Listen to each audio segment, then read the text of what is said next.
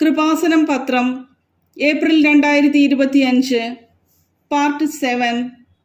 ഇതിൽ ഉൾപ്പെടുത്തിയിട്ടുള്ള സാക്ഷ്യങ്ങളുടെ video കാണുന്നതിനുള്ള link ഡിസ്ക്രിപ്ഷനിൽ കൊടുത്തിട്ടുണ്ട്.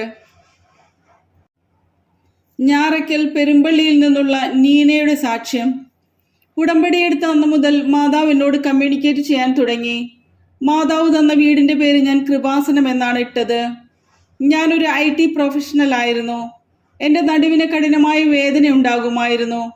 വർക്ക് ഫ്രം ഹോം ഉള്ളതുകൊണ്ട് കിടന്നുകൊണ്ടാണ് വർക്ക് ചെയ്തുകൊണ്ടിരുന്നത്. ഒരു ദിവസം യൂട്യൂബിൽ കൃപാസനത്തിലെ സാക്ഷ്യങ്ങൾ കാണുകയും ഇവിടെ വന്ന് ഉടമ്പടി എടുക്കുകയും ചെയ്തു. അതിനുശേഷം ഇതുവരെ നടുവേദന വന്നിട്ടില്ല. ഉടമ്പടി എടുത്ത ശേഷം മാതാവ് എന്നോട് കമ്മ്യൂണിക്കേറ്റ് ചെയ്യാൻ തുടങ്ങി.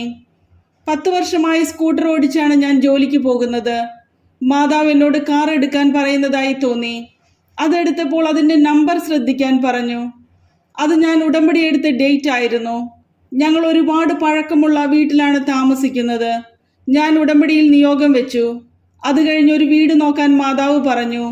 3 മാസത്തിനുള്ളിൽ നല്ലൊരു ഭവനം വാങ്ങുകയും കൃപാസനം എന്ന പേരിടുകയും ചെയ്തു. അടൂരിൽ നിന്നുള്ള ലിജു ജോർജിന്റെ സാക്ഷ്യം. എനിക്ക് കൂടപ്പിറപ്പുകൾ ആരുമില്ല. ഒരു കുഞ്ഞെന്ന സ്വപ്നം സാക്ഷാത്കരിക്കപ്പെട്ടത് കൃപാസനം മാതാവ് വഴി. ഞങ്ങളുടെ വിവാഹം കഴിഞ്ഞ് 7 വർഷമായിട്ടും കുട്ടികളില്ലായിരുന്നു. ഗൾഫിലായിരുന്ന ഞാൻ നാട്ടിലെത്തിയ ശേഷം ട്രീറ്റ്മെൻറ്റുകൾ തുടങ്ങി. പല ഹോസ്പിറ്റലുകളിലും പോയി. പല ഡോക്ടർമാരെയും കണ്ട് ചികിത്സകൾ നടത്തി. കൂടപ്പിറപ്പുകൾ ആരുമില്ലാത്ത എനിക്കൊരു കുഞ്ഞ് വേണമെന്ന് ആഗ്രഹിച്ചിരുന്നു. IVFും IUAയും ചെയ്ത് ഒരുപാട് പണം നഷ്ടമായെങ്കിലും കുഞ്ഞിനെ കിട്ടിയില്ല. എനിക്ക് മരുന്നിലായിരുന്നു വിശ്വാസം. ചികിത്സ കൊണ്ട് അത് സാധിക്കുമെന്ന് ഞാൻ കരുതി. ഡോക്ടർമാർ തള്ളിയപ്പോൾ ഞാൻ കൃപാസനത്തിൽ വന്ന് ഉടമ്പടി എടുത്ത് വെഞ്ചരിച്ച് നേർച്ച വസ്തുക്കൾ ഉപയോഗിച്ച് പ്രാർത്ഥിച്ചു. 3ാമത്തെ ആഴ്ചയിൽ ഭാര്യ പ്രഗ്നൻ്റായി. പല കോംപ്ലിക്കേഷൻസ് ഉണ്ടായെങ്കിലും പരിശുദ്ധ അമ്മയുടെ അനുഗ്രഹത്താൽ ആരോഗ്യമുള്ള ഒരു കുഞ്ഞിനെ നൽകി അനുഗ്രഹിച്ചു. ചെല്ലാനത്ത് നിന്നുള്ള ജോഫിയയുടെ സാക്ഷ്യം. ഉടമ്പടിയിലൂടെയും അനുദിനാനുഗ്രഹ പ്രാർത്ഥനയിലൂടെയും തോരാത്ത അനുഗ്രഹങ്ങളാണ് എനിക്ക് ലഭിച്ചത്. ഞാൻ വിദേശ ജോലിക്ക് വേണ്ടി അപ്ലൈ ചെയ്തിട്ടുണ്ടായിരുന്നു. പ്രോസസ്സിംഗ് സ്റ്റാർട്ട് ചെയ്തപ്പോൾ സെപ്റ്റംബർ മാസത്തിൽ പോകാൻ പറ്റുമെന്നാണ് പറഞ്ഞത്.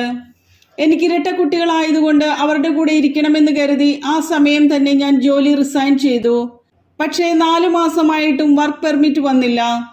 എൻ്റെ സഹോദരങ്ങൾക്ക് വിദേശത്ത് പോകുന്നതിന് ശ്രമിച്ച് 22 ലക്ഷം രൂപ നഷ്ടപ്പെട്ടിരിക്കുകയായിരുന്നു.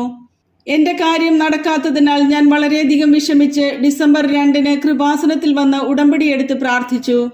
അതിൻ്റെ ഫലമായി 4-ാം തീയതി വർക്ക് പെർമിറ്റ് വന്നു. 12-ാം തീയതി VFS ഡേറ്റ് കിട്ടി.